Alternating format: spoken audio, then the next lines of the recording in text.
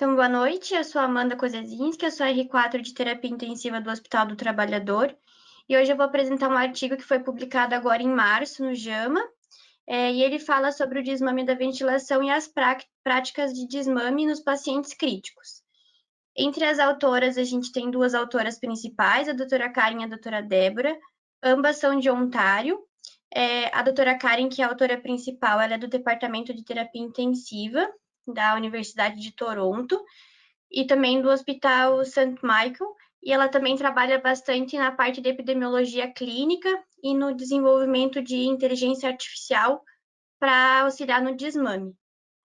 Então, inicialmente, o artigo começa com uma introdução falando que no paciente crítico vem aumentando a incidência do uso de ventilação mecânica invasiva e que, com isso, consequentemente, a gente tem um aumento tanto no custo de saúde, quanto de tempo de permanência no hospital, quanto de morbimortalidade. Então, por isso, falar sobre o desmame é algo tão importante, porque impacta no serviço e impacta no sistema de saúde. Então, como que foi o delineamento desse estudo? Foi um estudo prospectivo, observacional, em que incluiu pacientes com mais de 24 horas em ventilação mecânica invasiva.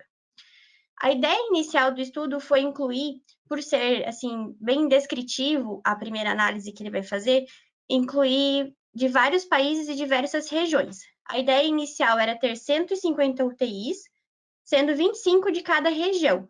No final, ele conseguiu incluir 142 UTIs. Então, ele incluiu Canadá, Reino Unido, outros países da Europa, que ele não especifica individual, Índia, Austrália e Nova Zelândia e Estados Unidos. A coleta de dados foi feita de novembro de 2013 até dezembro de 2016. Então, o objetivo primário do estudo, na verdade, foi descrever a variação no desmame da ventilação, tanto nas diversas regiões. E com isso, ele também avaliou como era feita a triagem diária, qual que era o método preferencial de cada local, as técnicas de teste de respiração espontânea que eram utilizadas, as práticas de mobilização ou sedação dos pacientes, e associar essa estratégia com o desfecho. E como objetivo secundário, então, foi associar o teste de respiração espontânea com o índice de falha ou sucesso, o tempo que esse paciente permaneceu no teste de respiração espontânea e as técnicas que foram utilizadas. Como os desfechos que ele avalia, então, o evento do desmame, ele avalia como extubação com sucesso, o teste da respiração espontânea e uma traqueostomia imediata. E como outros desfechos, ele avalia, então, duração de ventilação mecânica, mortalidade na UTI hospitalar e tempo de internação. Esses pacientes, eles foram seguidos desde o momento da inclusão até o desfecho, que poderia ser alta, óbito, a traqueostomia ou o desmame, e se eles permaneceram na ventilação, eles foram seguidos até o D60. Todos os dados foram avaliados de forma estatística por um software chamado R-Foundation. Então, a primeira análise que ele dá é mais descritiva da amostra. Então, inicialmente, era sempre feita uma triagem, e esses pacientes eram avaliados se seriam elegíveis ou não. Então, eles incluíram 2.506 adultos que estavam em ventilação mecânica invasiva em 142 UTIs. 638 foram excluídos. O principal motivo de exclusão foi não estar apto para consentir com o termo, pacientes que já estavam com traqueostomia na admissão, que não tinham o horário da intubação descrito na admissão, que isso era importante pelos critérios, se foi transferido antes do segmento ou da descontinuação da ventilação, se ele já estava em parâmetros de desmame no momento da inclusão, pacientes que eram readmitidos. Então, com isso, a gente ficou com 1.868 pacientes, tá? Que daí foram seguidos conforme a técnica de descontinuação. 363 deles acabaram evoluindo a óbito antes do desfecho. O desfecho, na verdade, foi o óbito, né? A gente não conseguiu avaliar o desmame da ventilação em si.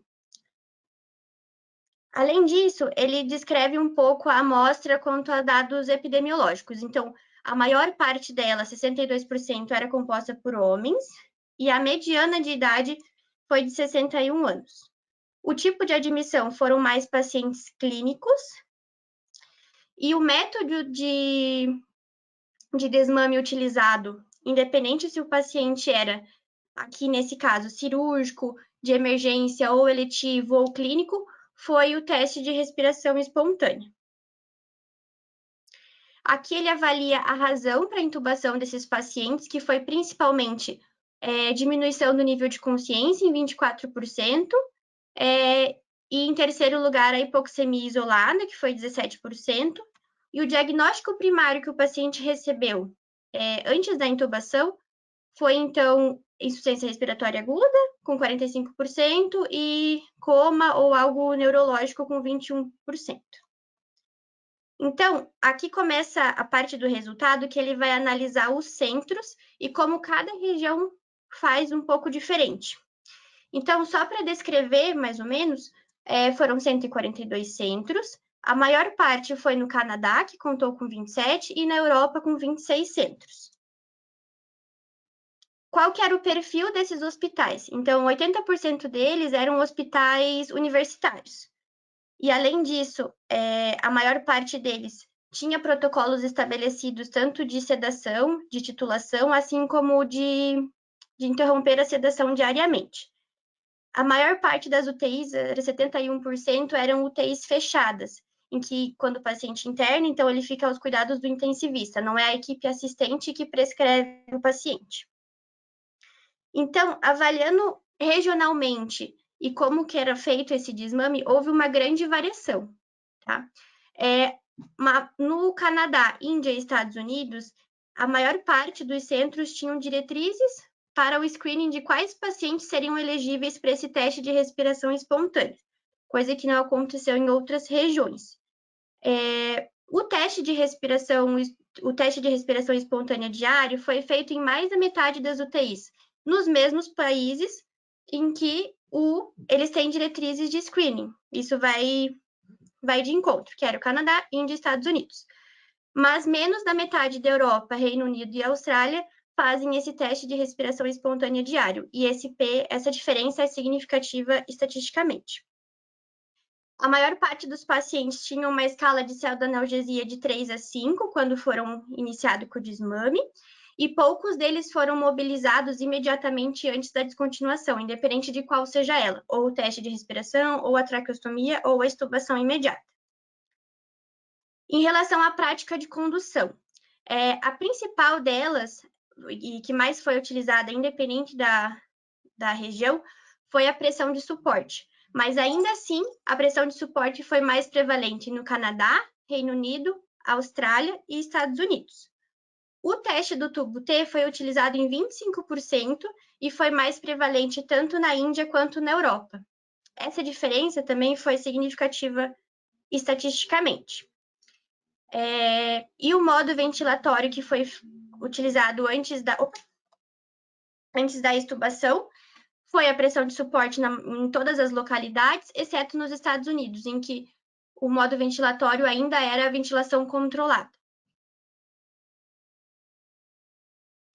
Então, em relação aos resultados primários e o resultado clínico, quando ele começa a cruzar os dados, a gente observa que daqueles 1.868 pacientes que foram seguidos, a gente perdeu 363. Dos que continuaram em seguimento, 424 evoluíram para uma extubação direta, 150 foram para uma traqueostomia e 930 foram para um teste de respiração espontânea. Desses, 761 tiveram um teste de respiração espontânea inicial com sucesso, que foi a grande maioria, e 169 falharam. Então, quando ele começa a fazer uma análise mais estatística desses dados, ele coloca que os pacientes que são submetidos a um teste de respiração espontânea, quando comparados aos que foram estubados diretamente, a gente observa uma maior taxa de mortalidade, uma maior duração do tempo de ventilação mecânica e um maior tempo de permanência de UTI, naqueles que fizeram o teste de respiração espontânea, o que é meio esperado, né? E houve diferença de mortalidade entre as técnicas que foram utilizadas no desmame. Então, a maior taxa de mortalidade foi no dos pacientes que foram para a traqueostomia direta, que foi de 15% nesse estudo. Em segundo lugar, aqueles que foram para um teste de respiração espontânea, que foi de 10,3%, e a taxa de mortalidade mais baixa foi nos que foram estudados diretamente, que foi de cerca de 5%. Esses dados tiveram um P menor do que 0,01.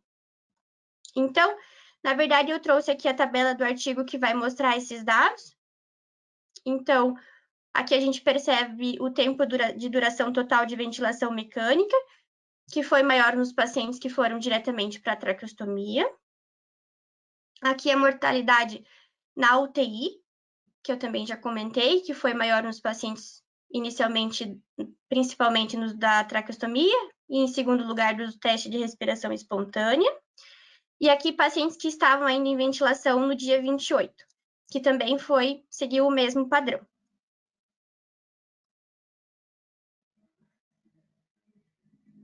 E, como resultado terciário, ele analisa fatores associados à falha do teste de respiração espontânea. Nesse estudo, ele encontrou que pacientes com SOFA mais elevados aumentavam esse índice, SAS inferiores, ou seja, pacientes que estavam com níveis de consciências piores, mais sonolentos, também tiveram uma maior taxa de falha, e que se a instituição não possuísse um protocolo de ajuste de ventilação diário para o paciente, também era um fator associado à falha.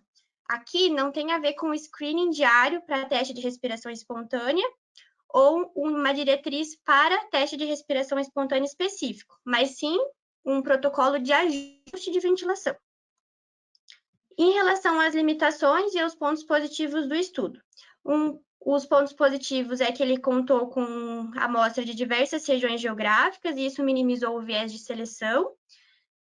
Mas, de certa forma, também ele coloca como limitação o fato de que o estudo contou com 80% de hospitais com perfil universitário, então que isso talvez não pudesse ser escalonado para outras instituições, tendo em vista o perfil, assim como ele não poderia inferir causalidade.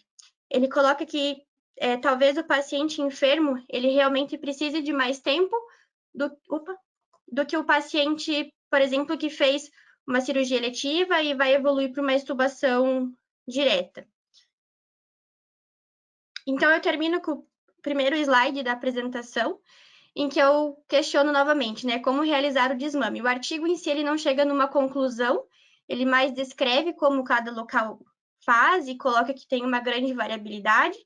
E a gente precisa lembrar que pensar sempre em como é importante esse desmame, que a gente deve realizar da melhor forma, para diminuir tempo de internamento, tempo de ventilação e morbimortalidade do paciente.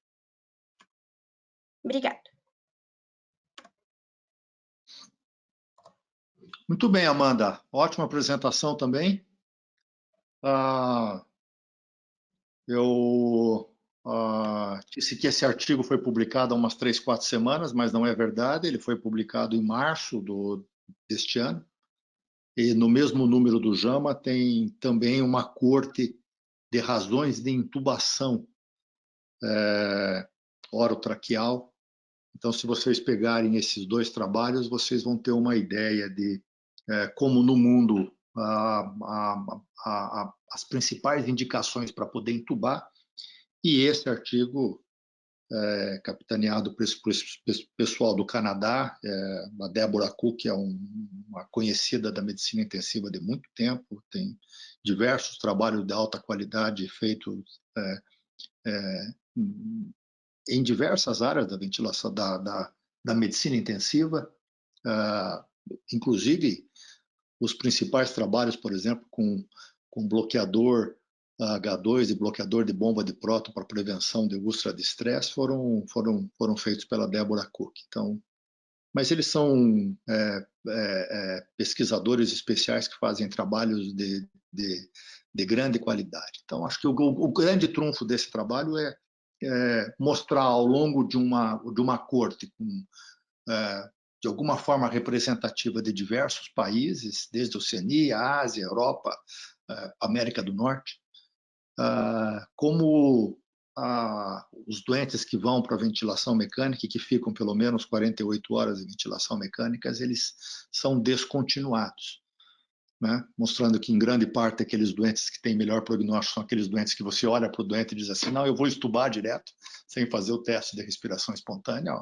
Obviamente, esses doentes são aqueles que o médico, de alguma forma, sente de que eles podem ser sair da ventilação mecânica e ser estubados rapidamente. A mortalidade nesses doentes foi menor do que 5%. Mas acho que o grande grupo e aquele grupo que dificulta mais são aqueles doentes que depois precisam de um teste de respiração espontânea e de como isso é feito de uma forma variável ao longo do mundo, né? Isso provavelmente representa a heterogeneidade dos pacientes, que não está muito claro. Num estudo de 10 páginas, não é possível você descrever o mix de doentes com muita especificidade, embora, olhando para a tabela 1, é possível discernir variações entre as diversas regiões, mas isso também, possivelmente, mostra a grande variabilidade dos protocolos que são aplicados na Oceania, diferentes da América do Norte, diferente em alguns países da Ásia ou da Europa, e em alguns lugares até, eventualmente, a falta de alguns recursos, né? Como, por exemplo, para nós aqui, a falta de um oxigênio de alto fluxo, por exemplo, para poder fazer o suporte durante uma fase final da ventilação mecânica. Queria ver algum comentário de vocês antes de pedir para o Péricles comentar esse artigo. João? Tudo bem, João?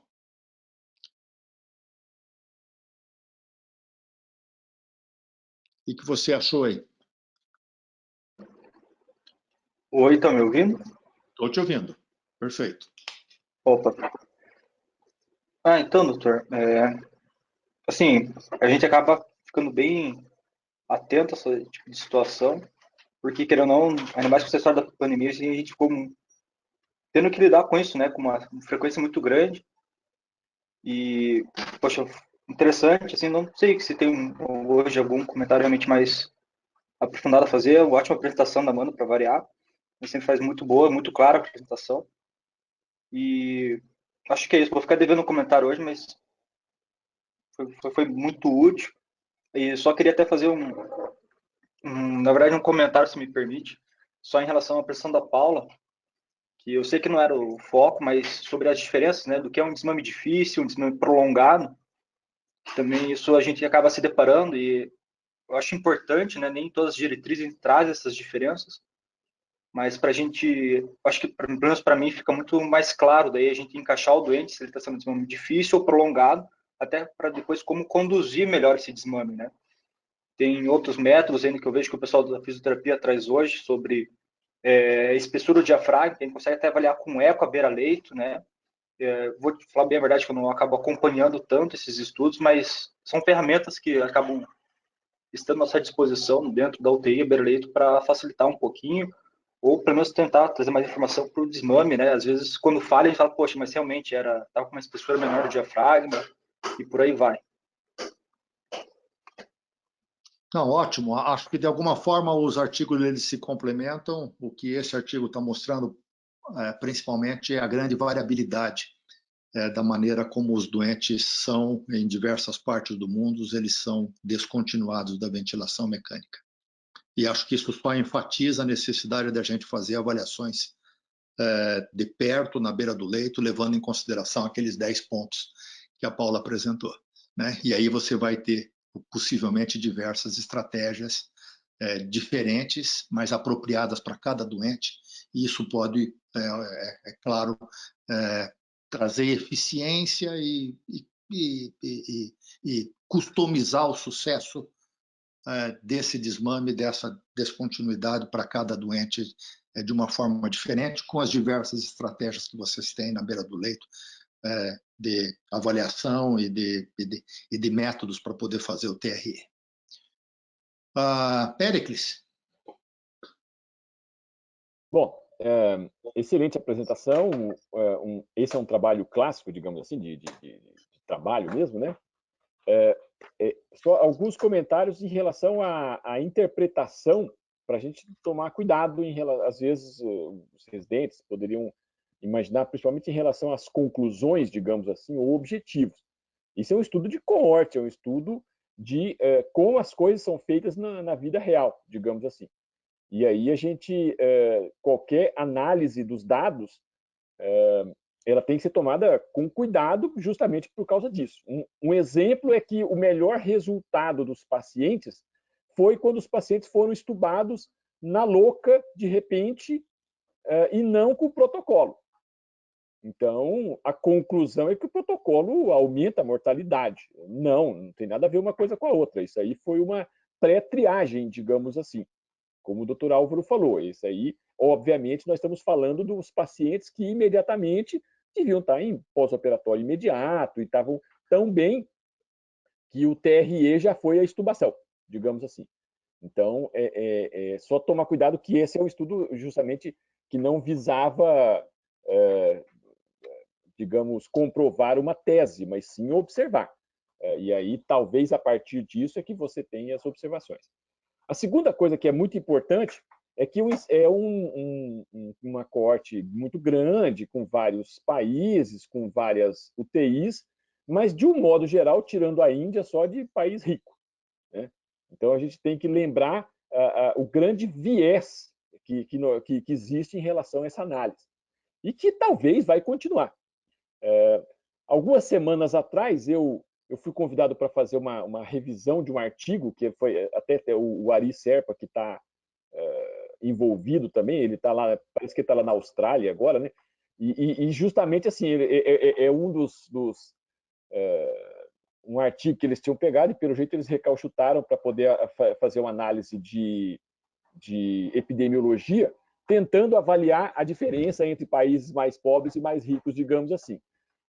Mas ainda tem uma questão, né? O mais pobre, as UTIs envolvidas é a UTI do Einstein, a UTI do HC de São Paulo. Então, nós sempre teremos uma dificuldade de dizer a vida real mais próxima nossa ou mais próxima de uma UTI de um hospital público brasileiro, digamos assim. Então, é só para lembrar dessa questão, porque esse estudo tenta demonstrar a vida real que está sendo feita, provavelmente, em hospitais de melhor qualidade. E mesmo assim, de maneira impressionante, um dos resultados é que hospitais com mais protocolos têm melhor resultado do que hospitais com menos protocolos. Então, isso chega a ter um impacto na mortalidade nesse estudo. Então, primeiro, a sinceridade de quem disse que tinha ou não o protocolo, porque provavelmente era só uma questão de dizer que tinha ou não. Eles disseram que não tinham e mostraram o resultado pior. E o segundo, que é a importância disso, né? Isso mesmo em UTIs, supostamente a gente está imaginando hospitais que participaram desse estudo, né? E terceiro, a importância, como eu tinha falado, em relação ao desmame. Esse é o segundo grande coorte. O primeiro foi há 1 ano e meio atrás, mais ou menos, do Dr. Belani, que fez uma versão de desmame de um coorte grande que ele tinha feito também publicado no JAMA, mais ou menos uns 2 anos, mostrando resultados mais ou menos semelhantes, com uma quantidade maior de pacientes europeus, mas que também, nesse estudo, também não incluiu brasileiros, na verdade. Então, a gente foi deixado de fora nesses 2 trabalhos. Eu sei que o pessoal eu só queria mostrar se o Álvaro permitir, eu queria mostrar um slide só para mostrar uma coisa. É só um slide. Eu posso mostrar? Em relação a esse trabalho. Então, é só porque eu queria mostrar como é difícil estudar o desmame, porque nesse trabalho aqui, usando ali a tabela 1 dos dados que foram mostrados, 23% dos pacientes que acabaram sendo selecionados foram estubados direto e que ele considerou, entre aspas, sem desmame. Tá?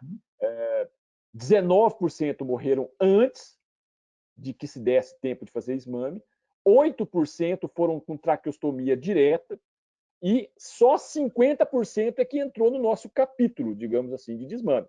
Tá? Então, só mostrando o tanto que a situação é complexa, porque nós estamos falando, então, tirando os, tudo bem, os 20% que morreram, os outros, de alguma maneira, foram retirados da ventilação mecânica, sem esse processo que a gente chama de desmame. E isso eu nem vou dizer que é pouco estudado, é zero estudado. Por exemplo, quais são os estudos que mostram fatores preditivos de traqueostomia ou do desmame na traqueostomia? Nenhum. A gente tem vários estudos já sobre a extubação. Então, grande parte dos pacientes está nessa situação. E com muito menor intensidade, a gente coletou os dados lá em Cascavel e região, incluindo Foz do Iguaçu e Toledo. Não é a mesma coisa que Ontário e Milão, né? Mas a gente teve os resultados mais ou menos parecidos nesse sentido, mostrando então que uma porcentagem, no nosso caso maior, foi para traqueostomia, só que a gente talvez tenha misturado aqui pacientes que essa traqueostomia foi num processo de desmame. E mostrando então a complexidade da mistura desse tipo de situação. Então, quando a gente for analisar, infelizmente, os dados que a gente tem, eles são bem restritos, de uma porcentagem não 100%, aqui foi 44% no estudo, nesse coorte internacional, 50%. Então, os outros pacientes também são feitos desmame, seja com traqueostomia, seja na louca, vamos dizer assim, como eles colocaram, e há poucos dados. Então, é por isso que talvez ainda se fale muito na questão, infelizmente, de arte, porque os dados que são mais claros são dessa situação clássica. Eu fiz a avaliação, fiz o TRE e trabalhei em cima disso a partir daí, até mesmo, como já foi falado, classificando em desmame fácil ou simples, difícil e ventilação mecânica prolongada, baseado nos resultados desse TRE. Mas excelente apresentação. Não, ótimo, excelente os teus comentários também, Péricles. E essa complementação mostra que, na verdade, Ontário está copiando Cascavel. Na verdade, a Débora Cook olhou com um olho fino aquilo que você tinha feito e tentou reproduzir isso numa escala maior só. Mas legal, acho que você trouxe informações aí muito relevantes para a gente. Obrigado.